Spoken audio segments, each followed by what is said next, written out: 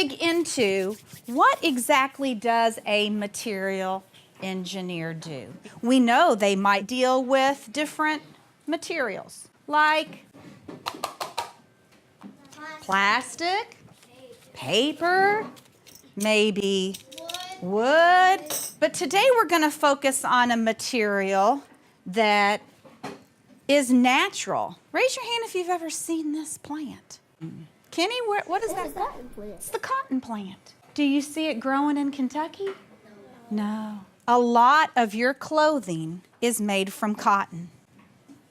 I wonder how it got from this fluffy material to Catherine's cotton t-shirt.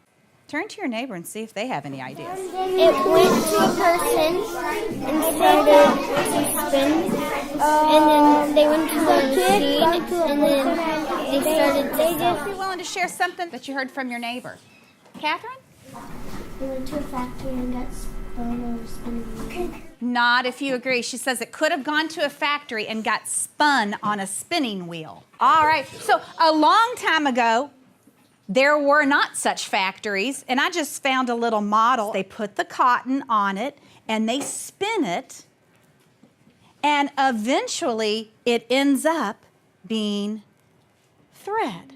Okay, so today we're going to meet two different materials, and I have them for you to look at. This is a material called terry, and you're also going to be looking at a material called twill. Say hello, twill. Hello, Twill. You're going to get your own little square of terry, and you're going to get your own little square of twill. You're going to talk at your team. What do you observe? What do you feel?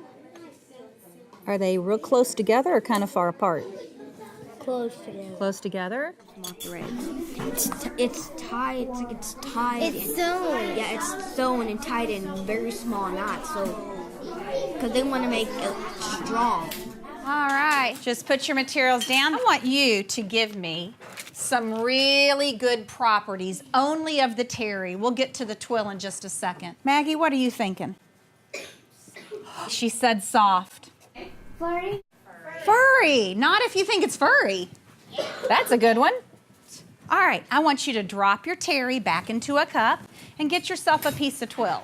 Give me some properties of that twill. Sophia, tell me a property of that white twill in front of you. Smooth. Ooh, not if you agree it's smooth. Give me another property. Soft. Soft. All right, so now we know a little bit more about twill and terry. We're going to test these materials like material engineers. And the first test that we're going to do is called a durability test. Say that big college word, durability. Durability means is another word for strong. And if I want a material that's durable, I don't want it to fall apart. I don't want it to wear away. So today we're going to test terry and twill to see which one is more durable. Each of you are going to get your own square of sandpaper, and you're going to take your sandpaper and go 1, 2, 3, 4, as hard as you want, 5, and then you're going to look at it with your magnifying glass and see how well it held up. Did it stay, what was that college word? Durable. And then you're going to take your terry, and guess what you're going to do? The same thing. Get your twill and terry in front of you.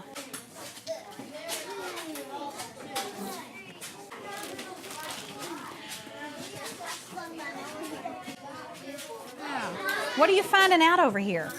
It's kinda. Which one is more durable? Did it hold up pretty well? No. So is it durable or less durable than the twill? Less durable. Less durable. Wow. I want you to hold up the material that you found was the most durable. Hold it up above your head. Look around the room. What material do you mostly see? Twill. Why do you think this happened? Simone. It was sewn together tightly than terry. Not if you agree. Sewn together tightly, more tightly than Terry. So now we've done the durability test. We're going to switch gears. We're going to do a new test involving water. Read that big college word. Absorbency. So now we've got to test it, but this is a little bit, not much, trickier than the durability test. What material did we use to test durability? Sandpaper. Now what do we have to do? Water. We're going to be dunking our materials into water and squeezing them into an empty cup. So we'll be able to have clear data right in front of us that will prove which one is the most absorbent. On the count of 3, dunk it. 1, 2, 3. Dunk it down. 1,000, 2,000, 3,000, 4,000, 5,000. Ready? Into this cup that's over here. Ready? Let's say squeeze. Squeeze! Squeeze! Ready? We're going to do the same process, but can we squeeze it into the Terry cup? No. Hold up the twill. Ready? 1, 2, 3. Dunk. 1,000, 4,000, 5,000. Come on, Camille. 11,000. So, I want you and your team to analyze this data. That's just a fancy word for looking at it and thinking about what it's saying to you about the absorbency of the materials. So I'm going to give you a minute. Go talk. What'd you find out? Well, we found out that this absorbed. What is that again? Terry absorbed more water because of its fur, and absorbing that much fur, it won. Thicker. It has more layers. Ah. Thicker, and you can squeeze it a lot better to get more water out. Okay. This is like one thin layer. All right. Boy, you all are really using a lot of properties words. What did your results tell you on the count of 3? Whisper shout. 1, 2, 3. Why do you think that happened? Why wasn't it twill? It has multiple layers. Oh, did you say multiple? What's another word for multiple?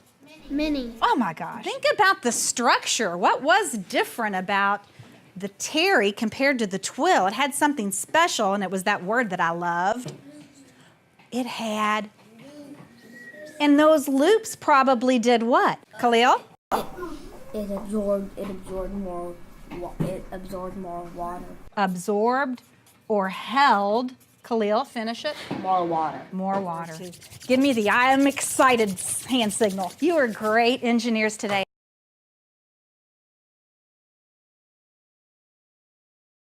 When the students are doing the absorption test and the durability test in lesson 2 with the twill and the terry cloth, that is a big foundation for me because I know that every engineering unit, they have to know about materials. And they have to make decisions in any unit that they do about what materials are the best for this particular challenge. So when I do lesson 2 in Solid as a Rock, I'm forward thinking. The whole backdrop of this program is they've got to know a lot about materials, not just when they're material engineering.